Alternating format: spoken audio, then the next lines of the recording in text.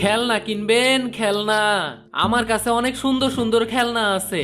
সোনামণিরা, কে কে খেলনা নিবে এদিকে চলে এসো তাড়াতাড়ি। ও কাকু, দাঁড়াও না, আমি তোমার কাছ থেকে খেলনা নেব। তুমি কতদিন পরে এদিকে আসলে বলো তো? আমি তো প্রতিদিন তোমার জন্য অপেক্ষা করি। তোমার খেলনাগুলো আমার অনেক ভালো লাগে। তাড়াতাড়ি আসো মামুনি, আমি তো তোমাদের পছন্দের জন্যই এদিকে খেলনা নিয়ে আসি। এখন তো আমি শহরে খেলনা বিক্রি করি, তাই তো অনেকদিন পর এদিকে এলাম। ঠিক আছে কাকু, এই নাও টাকা। আমাকে কিছু খেলনা দিয়ে যাও। আজ আমি অনেক খুশি। আজ বন্ধুদের সাথে খেলতে পারবো। ঠিক আছে মামুনি, এই নাও তোমার খেলনা। আমি তাইলে এখন যাই, কিছুদিন পর আবার এদিকে আসবো। ঠিক আছে কাকু, কয়েকদিন পর পর আসবে কিন্তু। আমার সব বন্ধুরা তোমাকে খোঁজে। তোমাকে ছাড়া কারো কাছ থেকে তো আমরা খেলনা কিনি না। তাই তুমি না আসলে আমরা নতুন নতুন খেলনা দিয়ে খেলতেও পারি না। ঠিক আছে মামুনি, আমি কিছুদিন পর পরই এখানে আসব। এবার তুমি খুশি তো? তাহলে এখন আমি আসি মামুনি। আর হ্যাঁ, এই খেলনাটা তুমি রেখে দাও। এটার জন্য কোনো টাকা দিতে হবে না। অনেকদিন পর আসলাম তো, তাই তোমাকে এটা দিয়ে গেলাম। এই জন্যই তো আমরা তোমাকে এত ভালোবাসি কাকু। তুমি অনেক ভালো কাকু। আমি তাহলে এখন খেলতে যাই। এখন বাড়ির দিকে যাই, পথে যা বিক্রি হবে তা দিয়ে আজ চলে যাবে। চাল ডাল নিয়ে আবার বাড়ি ফিরতে হবে। ঘরে তো মনে হয় কোনো কিছুই নেই।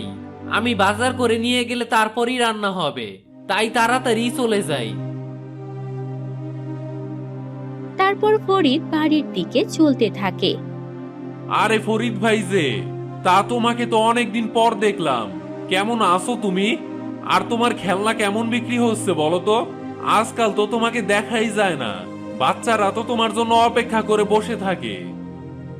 এখন তো সংসারে অনেক অভাব করিম ভাই, টাকার জন্য খেলনাও কিনতে পারি না, বিক্রি করতেও আসতে পারি না।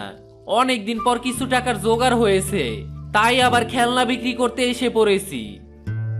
আমরা সবাই তো ছোটবেলায় একসাথেই থেকেছি।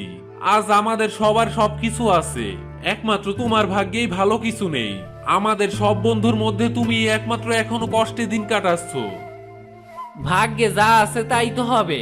ভাগ্যের ওপর তো আমাদের কোনো হাত নেই, তাই কোনো কষ্ট পাই না। কপালে যা আছে তাই হবে। ঠিক আছে ভাই, আমি তাহলে এখন আসি গো। অনেক কাজ আছে, নতুন করে আবার একটা বাড়ি তৈরি করছি, তাই এখন অনেক কাজের চাপ পড়েছে। আমিও বাড়ির দিকেই যাচ্ছি। আমি তাহলে আসি করিম ভাই, আবার দেখা হবে। সবাই তো কত বড় লোক হয়ে গেছে, শুধু আমি সেই আগের মতো গরিব রয়ে গেলাম। আমার ভাগ্যে মনে হয় আর কখনোই ভালো কিছু আসবে না। যাই, তাড়াতাড়ি বাড়ি যেতে হবে। আজ মনে হয় আর ভালো কিছু হবে না আমার সাথে।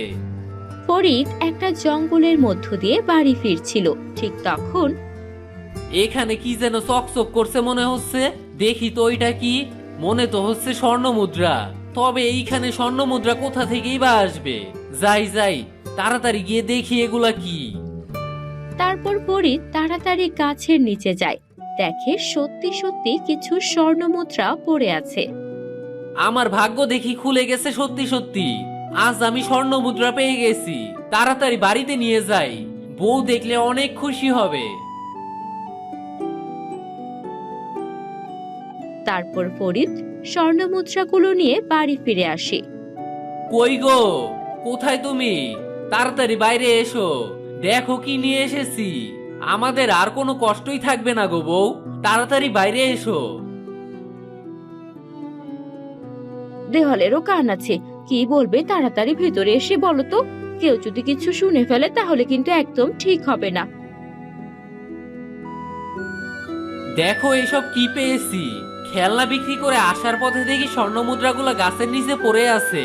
আমি তো বিশ্বাসই করতে পারছি না যে আমি স্বর্ণ মুদ্রা পেয়ে গেছি। কি বলছো এসব? তুমি স্বর্ণ মুদ্রা পেয়ে গেছো? তাহলে তো খুব ভালো হলো। আমি তাড়াতাড়ি এগুলো রেখে দিচ্ছি। এগুলো বিক্রি করে আমাদের দিন কেটে যাবে। তবে এখনই বিক্রি করতে হবে না। যদি কেউ বুঝতে পেরে যায় তুমি এগুলো জঙ্গল থেকে নিয়ে এসেছো তাহলে নিয়ে চলে যাবে, তাই কিছুদিন পর বিক্রি করতে হবে। ঠিক আছে, তুমি যা বলবে তাই হবে। এখন আমাকে কিছু খেতে দাও, খুব খিদে পেয়েছে। আর আজকে যে টাকার খেলনা বিক্রি করেছি তা দিয়ে আজকের দিনের বাজারটা করতে পারবো। আমার জন্য কিছু গয়না বানাতে দিতে হবে গো। আর হ্যাঁ, আমি এখন অনেক সুন্দর সুন্দর শাড়ি পরবো, কিন্তু যা আগে এই গ্রামের কেউ পরেনি। আমার কতদিনের শখ বড়লোকের মতো সেজে গুজে একটু বাইরে বেরোবো, এখন মনে হচ্ছে আমার শখটা পূরণ হবে। এত কিছু কেন ভাবছো বউ? এত টাকা পেয়ে তখনই যদি সব টাকা খরচ করে ফেলো তাহলে কি করে হবে বলো তো? দাও তো দেখি বাজারের থলেটা আগে, বাজার করে আসি। ফরিদ বাজারের থলে হাতে নিয়ে বাজারের দিকে যেতে থাকে। আবার করিমের সাথে দেখা হয়। তা তোমাকে এত খুশি দেখাচ্ছে কেন ফরিদ ভাই? এই তো একটু আগেও আমাকে তোমার কত কষ্টের কথা বলছিলে, এখন আবার কোনো কিছু পেলে নাকি? যে মুহূর্তেই তোমার মন এত খুশিতে ভরে গেছে। তুমি কি করে জানলে করিম ভাই? একদম ঠিকই বলেছো। তোমার সাথে সব কথা শেষ করে যখন আমি জঙ্গলের পথ দিয়ে হাঁটছিলাম তখন গাছের নিচে কিছু স্বর্ণ মুদ্রা পেয়েছি, তাই মনটা অনেক খুশি খুশি লাগছে।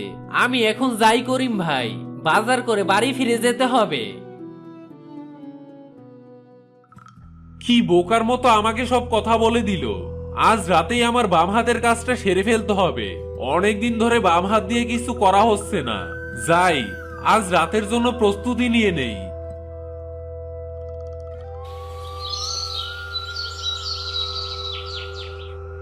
রাতের বেলা করিম চুপি চুপি ফরিদের ঘরে ঢোকে এবং স্বর্ণ মুদ্রাগুলো নিয়ে চলে আসে। পরের দিন সকালে বউ, দেখো তো স্বর্ণ মুদ্রাগুলো ঠিক আছে কিনা। ভাবছি আজ এগুলাকে বাজারে নিয়ে যাব। শ্যাকরার দোকানে বিক্রি করলে বেশ কিছু টাকা পাওয়া যাবে। আর তোমার জন্য একটা গয়নাও তো বানিয়ে দিতে হবে, তাই না? ঠিক আছে, আমি দেখছি। তুমি গিয়ে আমার জন্য গয়না বানাতে দিয়ে এসো। একবার গয়না পরে পুরো গ্রামে ঘুরতে যাব, সবাই তো আমাকে দেখে একদম চমকে যাবে। কি যে ভালো লাগছে আমার। আমিও দেখতে চাই আমার বউকে গয়না পরলে কেমন লাগে। নিজে রোজগার করে তো আর কখনো গয়না বানিয়ে দিতে পারিনি, তাই এখন যত তাড়াতাড়ি সম্ভব হয় তোমাকে গয়না বানিয়ে দিতে পারলেই ভালো হয়।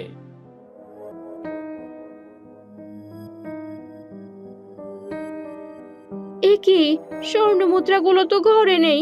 কি হলো বলো তো? এটাই কি তাহলে আমাদের ভাগ্যের পরিণতি? আমাদের ভাগ্যে কি ভালো কিছু কিছুতেই আসবে না?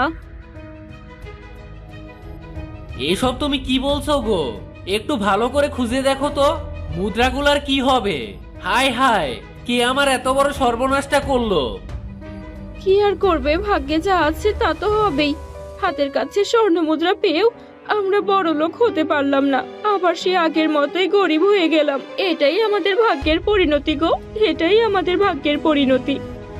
কাল যদি স্বর্ণ মুদ্রাগুলা বিক্রি করে ফেলতাম তাহলে আজ আর আমাকে এই দিনটা দেখতে হতো না।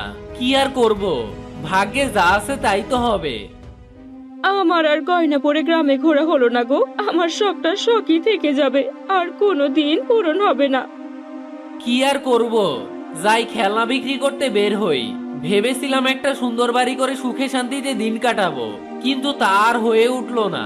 এই ভাঙা ঘরে থেকেই বাকি জীবনটা কাটাতে হবে। যাই, দেখি কিছু খেলনা বিক্রি করতে পারি কিনা। ফরিদ তো বুঝতেই পারলো না কে ওর স্বর্ণ মুদ্রাগুলো চুরি করলো। ভালোই হলো, ওর ভাগ্যে হয়তো এটা লেখাই ছিল না। আজ আমি স্বর্ণ মুদ্রাগুলো বিক্রি করে ফেলি।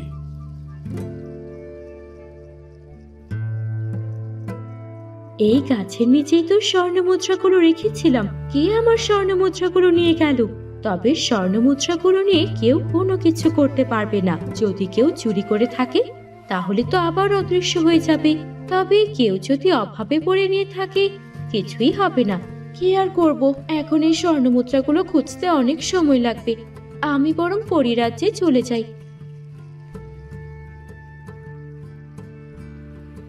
এ কি, স্বর্ণ মুদ্রাগুলো তো আমার কাছে নেই। এটা কি করে হলো? আমি তো কাল রাতেই চুরি করে নিয়ে আসলাম। ফরিদের সাথে আমার ভাগ্যটাও কি খারাপ হয়ে গেল নাকি? কিছুই তো বুঝতে পারলাম না। থাক, এসব নিয়ে আর আমাকে ভাবতে হবে না। এমনিতেই অন্যের জিনিস, এতে আমার কোনো কষ্ট নেই। তারপর ফরিদ আবার খেলনা বিক্রি করে তার দিন কাটাতে থাকে। খেলনা নিয়ে যান, খেলনা কই? আজ তো দেখি কেউই আমার খেলনা নিতে আসছে না। আমার ভাগ্যে কি এখন আর ভালো কিছুই নেই? এখন কি আমি দুবেলা দুমুঠো খেয়েও থাকতে পারবো না? কিছুই তো বুঝতে পারছি না, আমার সাথে এসব কি হচ্ছে। ফরিদ কোনো খেলনা বিক্রি করতে না পেরে আবারও সেই গাছের নিচে বসে থাকে। এই লোকটাকে একবার বলে দেখি সে কোনো স্বর্ণমুদ্রা দেখেছে কিনা, দেখি লোকটা সত্য কথা বলে কিনা। তারপর পরি ফরিদের সামনে গিয়ে দাঁড়ায়। তুমি কি এখানে কোনো স্বর্ণমুদ্রা দেখেছো? আমার কিছু স্বর্ণমুদ্রা হারিয়ে গেছে, ওগুলো খুঁজে পাচ্ছি না। হ্যাঁ পরি, আমি পেয়েছিলাম, কিন্তু সেগুলো তো আমার ভাগ্যে লেখা নেই। সেগুলা কে যেন চুরি করে নিয়ে গেছে। ওইসবের ব্যাপারে এখন আর আমার কিছুই জানা নেই। যে ওগুলো চুরি করেছে তার কোনো লাভ হয়নি, ওগুলো কোনো খারাপ মানুষের হাতে থাকবে না। আমি তাহলে এখন আসি, তোমাকে অনেক ধন্যবাদ, তুমি সত্য কথা বলে দিয়েছো। আমার ভাগ্যে এই খেলনা বিক্রি করাই আছে, তাই এখন আমি আর কোনো কিছুর উপর লোভ না করে সারাদিন এই খেলনাই বিক্রি করব।